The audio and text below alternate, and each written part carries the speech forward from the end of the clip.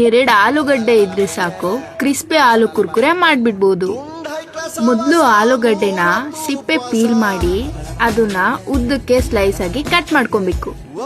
ನಂತರ ಅದನ್ನ ವಾಶ್ ಮಾಡಿ ಟಿಶ್ಯೂ ಪೇಪರ್ ಮೇಲೆ ಆರಾಗಬೇಕು.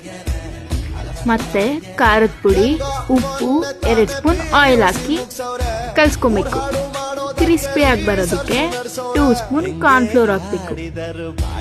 ಆಯಿಲ್ ಅಲ್ಲಿ ಡೀಪ್ ಫ್ರೈ ಮಾಡಿದ್ರೆ ಕ್ರಿಸ್ಪಿ ಆಲೂ ಕುರ್ಕುರೆ ರೆಡಿ. ಇನ್ನು ಕೇಳಿದರೆ ಕಿವಿ ಹೋಯ್ತವೆ. ತುಂಡೈ ಕ್ಲಾಸ್ ಹವಾಸ 3 ಹೊತ್ತು ಉಪವಾಸ. ಒಬ್ಬ ಟೀಕೆ ಅಂಗಸ, ಒಬ್ಬ ಕ್ವಾಟ್ಲೆ ಸತ್ತಿಸ.